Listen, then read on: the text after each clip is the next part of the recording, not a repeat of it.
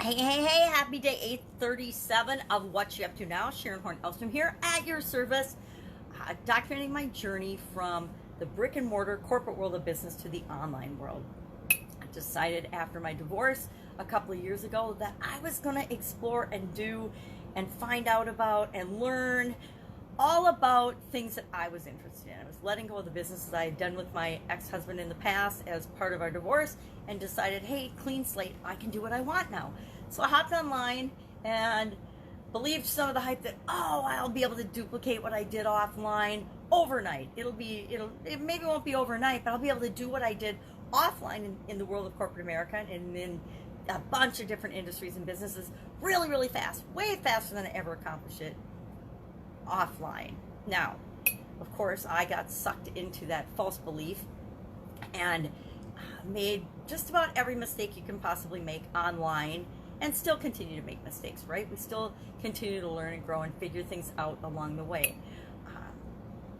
But I am definitely making progress, and that's why I want to share my journey so that you know that you're not crazy, you're not wrong, it's not your fault if you get pulled down the different rabbit holes, if you get into overwhelm, if you feel like you're all alone, if you want to quit sometimes.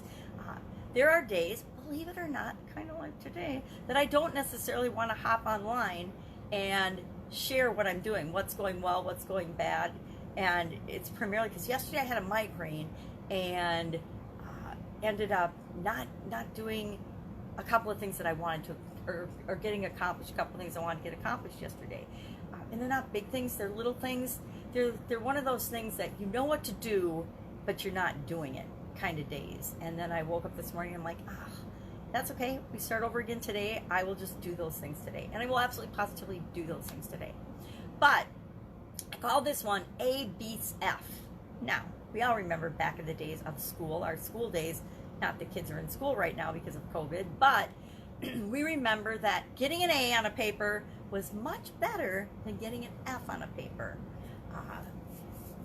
I actually did really, really well in school, and I don't think I got an actual F until I hit college, which was an absolute positively devastating experience for me personally after, 12 years, or 13 if you count kindergarten, of getting, pretty good grades the whole time, to get that big F on a test in college, my first semester, was like, oh my God, I thought the world had ended. I remember calling home and calling home to my mom crying about, oh my God, I got an F, I'm going to flunk out of school.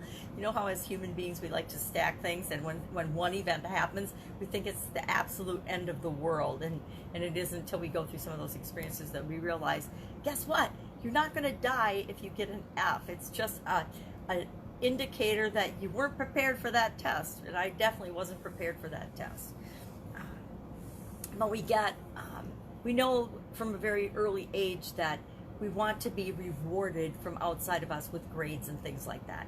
Grades and money and material things, we self-reward, and we get rewards from other people. People love to accumulate awards and certifications and all kinds of accolades and things. I think that's why the influencer thing is so big right now, is people love to have millions of followers and millions of views on their social media and on things, because it's important to them. It stokes their egos from the outside. But remember, anything that comes from outside of us, we have no control over, right? It's the things that come from inside of us that we have absolute, complete control of us over. Like my cloggy throat, that comes from inside of me. So A versus F. Now, why I'm thinking about the letter A today is A is our Get Up and Go Challenge letter today from SOAP, the little acronym that we set up for our way of dealing with challenges, way of dealing with situations that are not ideal in the first place, right? Things that we want to change. The big word right now is pivot. We need to pivot. We need to pivot. We need to pivot. You know what? A pivot is just a change. We need to change. We need to keep up with the times. We need to progress. We need to take action, which is the A in SOAP today. The secret's out. We need to take action, right? We need to know what to do and then do it. Not just know what to do, but we actually have to take action, make a move, and do it. So that's going to be the topic of the Get Up and Go Challenge today. And action always is better than inaction. Now, I'm sure people are thinking, well, if I would have just not done this, then I would have been okay. Well, yeah, sometimes, but inaction, procrastination, not doing anything, that's making a choice. And usually inaction, procrastination, and not doing anything, it's a choice, it's a viable option, but it's generally not the best option for us among all the alternatives and all the things that we could do. So I always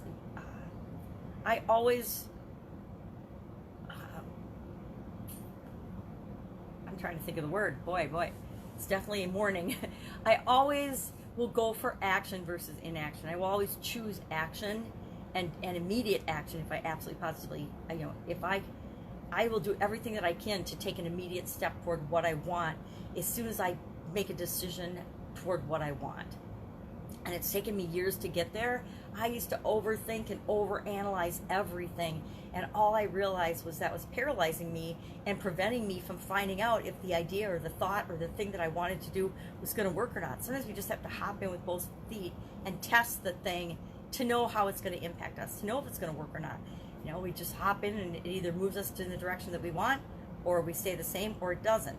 And based on that, now we can make another decision to figure out what to do next. It's always a series of figuring out what to do next. So that is Get Up and Go today. Get Up and Go challenge. Started Tony Robbins and Dean Graciosi's KBB challenge. They're doing a 7-day challenge yesterday. And I'm just kind of, I'm participating, but I'm just kind of watching and following along. I'm not sure how much I'm going to go all in on that. Already got the KBB product, had it since the very beginning. So just watching the process. I love to watch other people's process and learn from that. So I'm watching that. 30 books in 30 days. I think this is our last week, so I'm rounding out and finishing my last few books of that. I'm finding there's a couple books I want to go back and I want to read word for word. And there's a few that I'm thanking goodness that we're just using a reading strategy where we just look for and pull out the important points of a book. I'm finding that that's going to be a strategy and a method that will serve me very well going forward, especially as my vision gets worse and worse. I won't need to read every word. I'm trying to figure out how am I going to make that happen with Audible, because as my vision gets worse, I'll be going to more auditory things, and I don't know that they've got a way that you can skip around or speed. I probably can speed up. I'm sure you can speed up. Can you see I haven't really looked into Audible yet because I'm being resistant and I don't want to go for some of those changes yet. I will, but not yet. Yes, I am one of those people that is looking for a miracle that will bring my vision back. What else is going on? Fun Day Challenge today was day 128, and it was all about ambition and progress. It was about what is something you're ambitious about, which I love that topic. Day idiom was get in on the ground floor, which is really a great idiom because almost all of us have started or gotten in on the ground floor of something. If you're a parent, you get in the ground floor of raising your kids, right? Whether you want to or not. From the time they're born to the time that they're grown, you are getting in on the ground floor of who they become and the person that they develop into. I've loved watching my kids grow and being a part of that experience. If you start a business, if you start a group, if you start an organization, if you start anything, you're in on the ground floor. If you don't even have to be the one that starts it or has the idea, you can be one of the founding members. They have founding members for Facebook groups and for groups now. You can be a founding member or a beta tester of somebody else's ground floor idea and activity. I've been a beta tester for a lot of people's products and services, and some of them took off and became really, really successful, and others, stayed on the ground floor. They never took off. They fizzled out, and they fizzled out not because they were great ideas, because they always were, but because something changed in the initiator's experience or life or desire. They decided, hey, I'm not going to move forward with this product or service. I've been in on the ground floor of creating new flavors of ravioli. I've been in on the ground floor of building businesses. And again, some were really successful, some crashed and burned because that's what happens. But all of those experiences, whether the business succeeded or failed, I learned a lot from. If I look back on my life, I've actually learned a lot more from the things that didn't go right and the failures and the challenging times in my life than I've ever learned from when things were going smoothly and well. When things are going smoothly and well, I set up a system and a process and I let it work on autopilot. When things are not going well, or something's broken, or there's a flood in the kitchen, or there's a challenge, or an obstacle that comes up, or a change in the environment. Are we all experiencing a change in the environment right now? Absolutely, positively. That's when we put on our solution hats, right? Our problem-solving hats, and we look for solutions, and we get really, really creative. And to me, that's a really exciting time. So as people are freaking out over what they're losing and what's not working anymore, I'm saying, oh my God, look at all the opportunities. Look at what you could do now. Look at what you can do here. This is freeing us up. You know, the biggest objection I've ever heard from people about doing anything has always been, I don't have the time to do that. Or, and even in my own life, I waited until I would lose a job or get fired before I would look for a new one. No matter how unhappy I was in that situation, I get what I call the 3-year itch. I would still stay until something happened that made me really want to leave or go. So I get that itch. And I did the same thing in my Italian food manufacturing business. I wanted to, it was always running in the background, and I wanted to do something new and start something new for a really, really long time. But I stayed there because it was successful and we just kept going with it.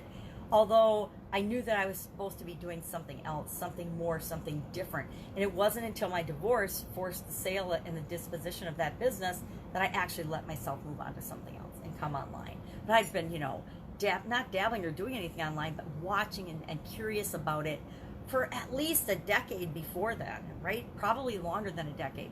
I was, one of those early adopters of the internet, and I was fascinated by the internet. Yet I wasn't doing anything with it from a business standpoint. I had a very, very minimal, still have a minimal footprint, but I'm doing it on purpose now. So that's it. That's what I'm working on today. Catching up from yesterday. My head feels better today. Tummy's a little upset, but my migraine's gone. So that was a really quick, fast migraine. Luckily, my son helped me with his amazing daughter, and that made it so that I could nurse my migraine and have it, really shorten that track for myself.